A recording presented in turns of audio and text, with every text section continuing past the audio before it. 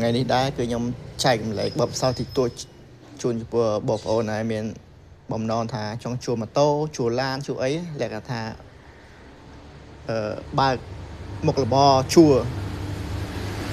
ពិសេសនៅតាមតំបន់ទេសចរផ្សេងដូចជាកពតនៅខាងកពតនៅខាងបាត់ដំបងនៅខាងសៀមរាបអីហ្នឹងគឺមានអ្នកជួលម៉ូតូណាលក្ខណៈបើកមុខរបរជួលម៉ូតូតែ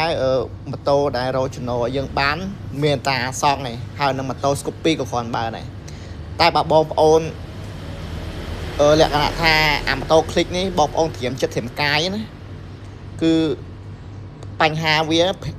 គឺបញ្ហាតែក្តៅម៉ាស៊ីនលក្ខណៈថាអស់ទឹកស្អំឬក៏កូប៉េម៉ាស៊ីនជាទូទៅគឺមានតែម៉ូតូអាคลิกនេះមួយនេះអាពួកសេរីអាคลิกនេះខូចញឹកហ្មងគុណភាពអត់ដូចអាសងទេអត់ដូចម៉ូតូអាសងអាត្រីមនេះទេឬក៏អាស្គូពីនេះទេគឺលក្ខណៈថាបានអាហ្នឹងបាក់ស៊ីលុយរៀងខត់ម៉ាអីណាប៉ុន្តែបើបងប្អូនជួម៉ូតូលក្ខណៈអាคลิกនេះធៀមចិត្តធៀមកាយចាំតែជាងទេអានេះខ្ញុំឆែកម្លេចបបពិសោធន៍ហ្មងគឺចាំតែជាងទេបើអាคลิกអាសងអីអានេះស៊ីលុយរៀងឆ្ងាញ់ព្រោះថាអត់ងាយខូចទេម៉ាស៊ីនវាល្អហ្មងតែបើអាคลิกនេះមិននិយាយទេធៀមចិត្តធៀមកាយចាំតែជាងទៅងាកបញ្ហាក្តៅម៉ាស៊ីនកន្លែងនេះងាកបញ្ហាកន្លែងហ្នឹងទឹកស្អំហើយគឺអាសាមើលមែនតែនវាដូចម៉ូតូអាសងឯងយើងត្រូវអាសាដូរប្រេងម៉ាស៊ីនដូរប្រេងកលែនេះហើយធ្វើម្ដង30-40ម៉ឺនហើយជួគេបានជួគេមិនថ្លៃបានទេហើយណាមួយអ្នកជិះដឹងស្រាប់ហើយបងប្អូនអ្នកជិះអត់មានថែរបស់យើងទេគេជួរបស់យើងអត់មានថែទេពិសេសខ្មែរហ្មងបរទេសបញ្ហាតិចតួចគេអាចសងយើងគេនិយាយទៅបរទេសគឺមានទំនួលខុសត្រូវហ្មងសម្រាប់ខ្មែរយើងបើថាអ្នកណាជិះកំតិចជួយើងកំតិចហ្មងហើយបើខ្មែរយើងមានបញ្ហា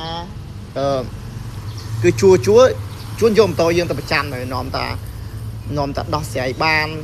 នាំតាផ្ដល់បានពិបាកបើបរទេសបើមានប៉ាសពតមានប៉ាអីគឺអត់មានបញ្ហាទេមានប៉ាសពតមាន license driver អីវាអត់ស្អីមានបញ្ហាបើខ្មែរមិនធំជីកំតិចទេជួនយកម៉ូតូយើងទៅប្រចាំទៀតនាំតែយើងដោះស្រាយចេញនាំតែចាត់វាដាក់គុកបានចំណាយពេលច្រើនហើយណាមួយវីដេអូនេះខ្ញុំផ្ដាំផ្ញើទៅបងប្អូនហើយថាមានបំណងជួលម៉ូតូជួលឡានអីណាពិសេសម៉ូតូខ្ញុំនិយាយតែពីម៉ូតូចោះព្រោះខ្ញុំមានបទពិសោធន៍ខាងម៉ូតូហ្នឹងជួលម៉ូតូបងប្អូនគឺធៀមចិត្តធៀមកាយរឿងអាคลิกមួយហ្នឹងធៀមចិត្តចំជាងហើយបើម៉ូតូអាសងអាស្គូពីនិងអាសងអាស៊ុបពីគឺអត់ងាយអត់សូវខូចហ្មងគឺលក្ខណៈថាម៉ាស៊ីនមានល្អតែបើអាคลิกនេះមួយនេះមានបញ្ហាក្តៅម៉ាស៊ីនធុងទឹកធុងអីមានបញ្ហារហូតបើសិនជាអាសងហើយនឹងអាស្គូពីនេះអានឹងអាចរកចំណូលឲ្យយើង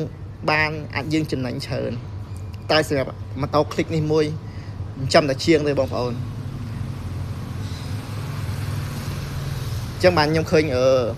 អ្នកខ្លះគេឈប់ជួអាសាពិបាកនឹងខូចមកងាកខូចអាម៉ូតូអាคลิกមួយលក្ខណៈគុណភាពវាអត់ល្អដូចអាត្រីមអាសងដូចស្គូពីគ្រាន់បើតិចបើសងអត់ងាយខូចហ្មងហើយគ្រឿងបន្លាស់វាក៏ធូរថ្លៃដែរ